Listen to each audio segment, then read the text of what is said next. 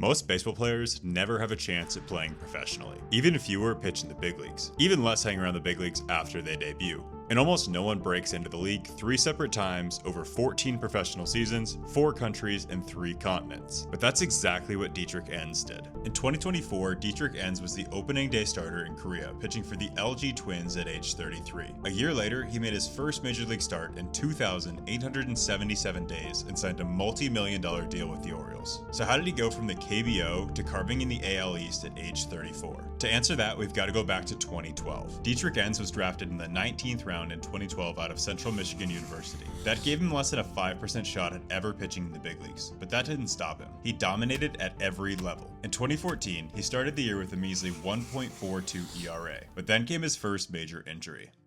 He had to get Tommy John surgery to repair his elbow and was shut down for 13 months. It was tough, to sit out a year, watch guys that you're coming up with, keep going up, and you had to sit in rehab. I think I needed it, and I think I've been better because of it. And he did come back better. In 2016, he went 14-4 with a 1.73 ERA in AA and AAA. A year later, he was traded to Minnesota and finally got the call. It has been a whirlwind week and a half for Dietrich Enns, starting in Wilkes-Barre, Pennsylvania, being traded to the Twins, going to Rochester, and now tonight he'll make his major league debut. Dietrich Enns debuted in August of 2017, winning his first ever start for the playoff hopeful Twins. However, he only threw 4 innings across 2 outings that season for the Twins. It wasn't exactly how he imagined it, and then came the second major injury, this time to his shoulder. Over the next 2 seasons, he bounced around, pitching in AA, AAA, and even winter ball in Venezuela, but he never really found his rhythm again. In 2019, his ERA climbed to almost 7, pitching for the Padres AAA affiliate. And in 2020, with no offers on the table, he signed with an independent league baseball team. And he dominated. 25 innings, 0.72 ERA, and a strikeout rate just a few ticks away from 50%. It was enough to get one more shot. In 2021, Dietrich Enns signed with Tampa Bay and pitched 22 innings for the Rays and had success. Across 9 outings, he posted a 2.82 ERA, but even after a solid year, the Rays released him. So we went to Japan. We all love baseball, but I think Dietrich, truly loves the game of baseball and is willing to do whatever it takes to kind of pitch as long as he can. Dietrich picked up his entire life, and he and his wife moved to a place they couldn't read or speak the language. 2022 was excellent, and the fans loved him. He started 23 games, logged 130 innings of healthy baseball with a sub-3 ERA. He wasn't pitching in the States, but he was finding success. Unfortunately, 2023 was a step back. He still pitched 120 innings on the year, but he finished the year with a 1-10 record and a 5.17 ERA. That summer, he reached out to Tread with the goal of making it back to the majors. At 33 years old, with no guarantee he'd ever pitch in America again, or potentially at all, he began working with Paul Hall, performance coach at Tread Athletics. He had told me a little bit about his story, which I thought was really cool. Being a draft pick from Central Michigan to then debuting in 2017 with Minnesota, and then back again in 2021 with Tampa Bay. And what led to, him sort of going over into the Asian markets in Japan and the KBO was really just, it was almost like he didn't have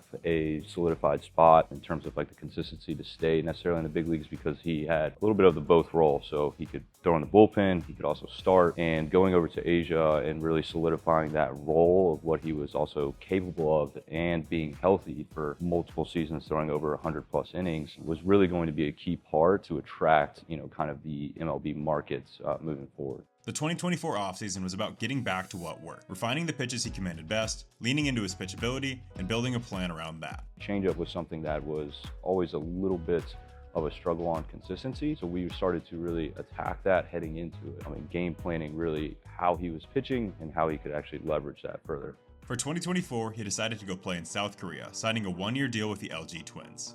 He just looked at it as, how good can I pitch? How complete of a season can I pitch? Make all of his starts, continue to strike out guys, eliminate walks, and put together a ton of quality starts overall. And at 33 years old, Dietrich went 13-6 with a 4.19 ERA in one of the most hitter-friendly leagues in the world. He ranked top 10 in innings, wins, strikeouts, and more importantly, he stayed healthy. For the first time in years, Dietrich wasn't chasing a job. He was earning one, and it didn't take long for major league teams to notice. He really did have a good year over in Korea. Not only just velo was trending up, averaging over 93 plus as a starter, making all of his starts. He pitched Arsenal as well. I thought matched really well for what a big league pitcher could look like, and well warranted for a chance kind of in affiliate ball. After a strong season pitching in the KBO, Dietrich signed a minor league deal with the Tigers heading into 2025. At age 34, there are no guarantees, but things were certainly trending in the right direction. Fortunately, that Detroit gave him an opportunity, which was super awesome, and that was when we were able to really sell out to be really prepared for that upcoming spring training so he could make a push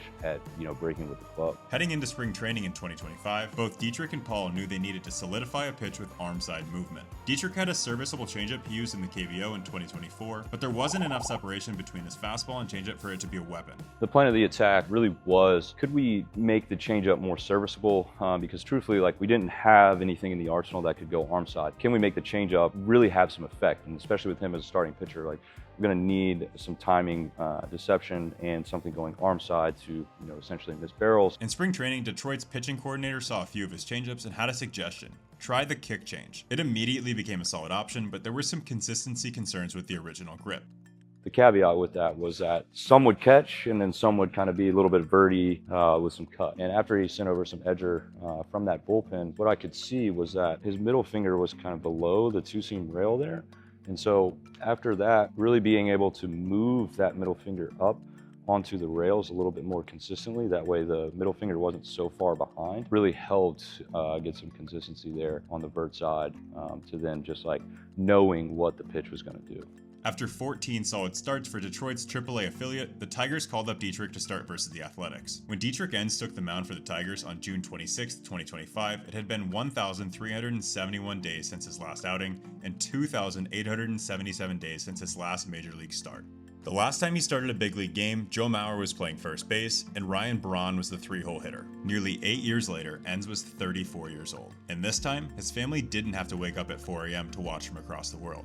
They were there, in person, watching him take the mound. He threw 5 innings of one-hit ball against the A's, generating soft contact and mixing in his new kick change with confidence. It drew 5 whiffs on 14 swings and helped set up another 7 whiffs on the fastball. None of the 11 balls in play left the bat harder than 81 miles an hour, the only hit was a grounder, and the A's scored 0 runs. He only made 6 more appearances for the Tigers, logging 2 starts and 5 relief appearances. Bouncing between roles made it difficult for him to find his rhythm, and with the trade deadline approaching and his performance trending down, the Tigers decided to send Enns to Baltimore. Things never quite clicked in Detroit. There were flashes of excellent, but there were also some blow-up outings. But when he got to Baltimore, Dietrich started to settle in. His kick change that was inconsistent in the spring, now it was a real weapon that he used 30% of the time. His velocity stabilized, averaging 94 miles an hour, a mile an hour harder than the average lefty, and he was topping out at 96.9 miles per hour. The extension issues were behind him, and mentally all he had to think about was competing. So once he got traded to Baltimore, it was very much like he felt wanted and belonged, you know what I mean?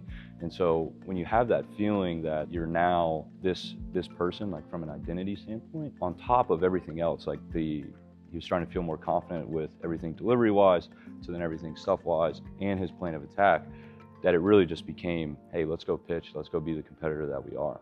And compete he did. Down the stretch, he threw 28 innings of 3.14 ERA ball and carried a 130 ERA+, meaning he was 30% more effective than the average pitcher. His ability to miss barrels and get hitters to chase was essential, and he was in the 25th percentile in each of those metrics. In November, Dietrich Enns signed a 1-year deal with the Baltimore Orioles. It guarantees him $2.625 million, with a club option in 2027 that could push the total to $6 million. If I were to sum up really what Dietrich's story really can tell a player or even to himself, is that the journey really is a reward, and he even told me that it was more rewarding than even necessarily when he debuted. You're able to stick with it and see it through. I think a powerful message is that, as a baseball player, we kind of tell ourselves as kids that, we want to make the big leagues, we want to, play at the highest level, we want to pitch in Game 7, and you owe it to yourself to go get that done. And it could have been very easy for Dietrich to say, man, I've had a good career, I'm getting into my 30s, where is this going? Again, he just never really ever thought that the situation was,